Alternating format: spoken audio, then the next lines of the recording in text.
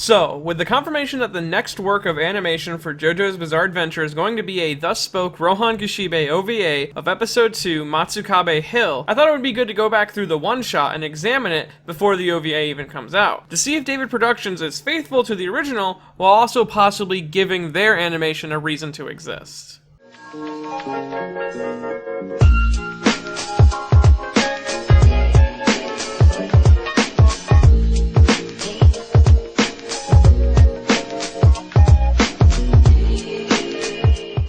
So of course throughout this video I'm going to go through and recap the events of Mutsu-kabe Hill, so if you want to stay blind on those, turn away now, but I don't know why you even clicked on this video if you wanted to do that. But anyways, so the story itself is a 61 to 62 page one-shot published by Shonen Square, which is the monthly equivalent to Shonen Jump. The story is, as Araki describes, a combination of horror and youth because, as he says, that's the first thing that comes to his mind when he has to create a short story. He also claims one of the scariest things in the story itself is actually the name of the creature, Mutsu-kabe Zaka, which means six-walled hill. But the reason that it's so scary is that he actually has absolutely no memory of where he came up with the name from, and he fears that in the back of his mind that in him creating this creature or this yokai in his manga, it now exists somewhere out there in the everyday world. And so the story begins at a cafe with Rohan enjoying a book, but then enters his new editor, someone new to the business named Minori Kagamari. He asks Rohan what the book he's reading is, and Rohan explains that it is a book on a painter named Nicholas de Style, who is an artist formerly known for his abstract paintings, which seem to capture human emotions almost perfectly. This focus on a painter with a powerful ability to grasp human emotions through his painting might be a hint at what the next Thus Spoke Rohan Kishibe OVA might be,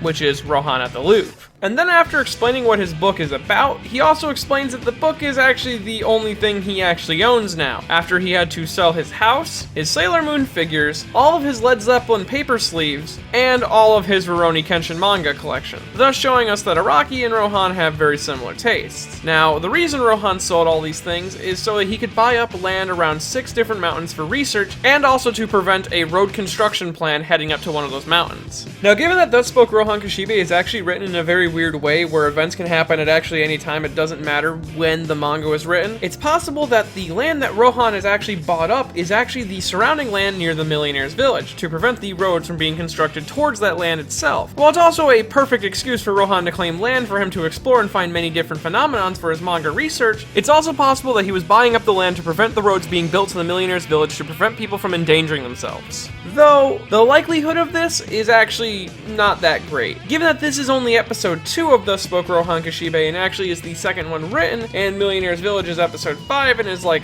the 6th one written, and the distance between them is over 5 years, and given Araki's consistency over years, I doubt that this was planned. Though, if David Productions does connect these two, that I would love it beyond belief if they started connecting the stories in a way that they aren't connected in the manga. I mean, you would have the build-up for the next episode if the next episode is Rohan at the Louvre, and then you'd have connection to the earlier episode, all fit together into one perfect smooth scene. But I doubt they'll do that. But yes, Rohan actually explains to his editor that he might need his payment in advance for his upcoming 61-page one-shot manga.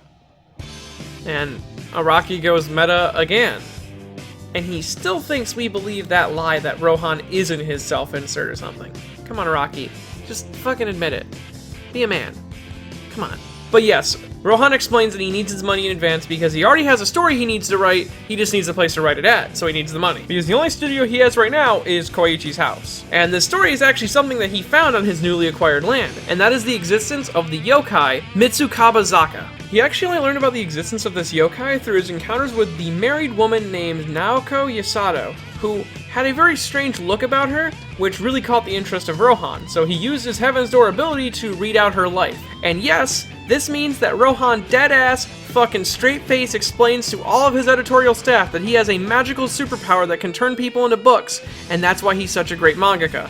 And what he learned on that day was that during her college age, Naoko accidentally killed her boyfriend at the end of September. Though, the events of the story were actually really too weird to ignore, and the death itself was too strange to be a normal death. So Rohan had to investigate. Because as you see, the way it went is that during an argument about Naoko's future and her arranged marriage due to her high-ranking stature, they got a little bit physical, and Naoko accidentally shoved her boyfriend Junpei into a set of golf clubs. This might not have actually killed him instantly, but in that moment he was possessed by the yokai, causing him to die in front of his loved one, which is the yokai's favorite possible thing to do. Though, after being possessed, the body can no longer actually die, as it proceeds to bleed forever no matter what you do to try to cover up the wound. This is actually because the yokai itself is not done with its mission yet. It may enjoy the fact that it got to die in front of a loved one, but it still needs to complete its other goal,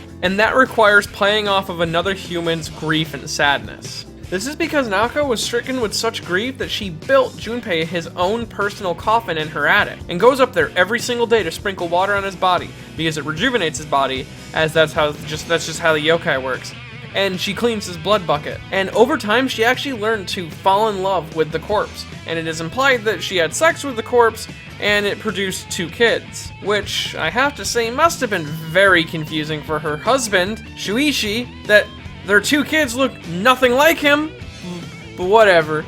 Speaking of the kids, after learning about the body of Junpei, Rohan decides he wants to go and investigate the home itself so he can see it for himself. Though on his trip there, he actually comes upon one of Naoko's daughters. She addresses him by his full name, which either speaks wonders about his career and popularity as a mangaka, or it implies that the spirits of the mountain in the woods are actually sharing information about this mangaka who likes to fuck with gods and spit in the face of danger. Either way, Rohan has made a pretty good name for himself. Though after addressing Rohan, the little girl makes a dash away from him, and Rohan tries to stop her, and all this does is make her trip and land headfirst into a rock, fucking dying. #own. Though, this death causes Rohan to begin to inherit the curse of the Mutsu-kabe. But with fast thinking and the use of his Heaven's Door ability, Rohan writes a loophole into her mind, sparing him of the curse and saving the little girl. With that fix, she returns home, and so does Rohan, having researched enough for his liking. Now, the themes of this story is actually pretty obvious,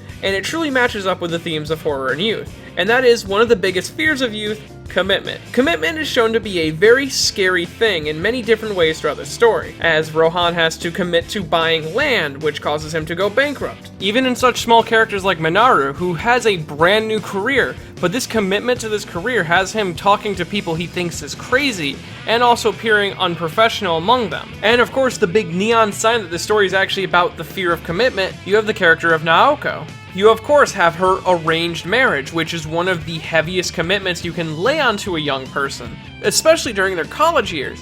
You have her inability to commit to that guy even. She is dating the fucking gardener. And this avoidance of commitment is actually what leads her down the path that she ends up being at. And of course, with the death of Junpei, she has to finally commit to something, because this is something she can no longer avoid. And in committing, we actually find the very hopeful message that the story actually brings about in a very dark way. Because you see, those who learn to thrive in their commitments end up being happy in the end. Rohan may have gone bankrupt and lost everything he's owned, but he has a lot of kick-ass land right now that he can explore and research to his heart's content and make all that money back. Then you have Minoru's commitment to Rohan's craziness, which allows him to publish fantastic story after fantastic story.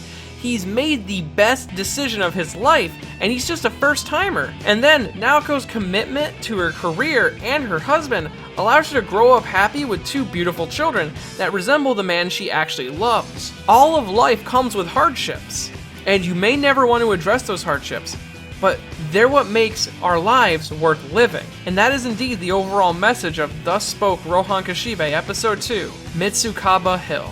Let's just hope that David Productions doesn't fuck it up. And if you enjoyed this video and want to make my life worth living, I have a Patreon over at patreon.com/BennyNotTheBadGuy. And if you want your own life to be worth living, even more than it is right now, then I fucking suggest the shit out of Shimonada, Boring World with a Constant Dirty Jokes Doesn't Exist, at Funimation.com/Shimonada, Boring World with a Constant Dirty Jokes Doesn't Exist. You can buy yourself a Blu-ray DVD copy, and it may be a hardship to go through your first time. Some people don't like it usually, but it will make you stronger in the end.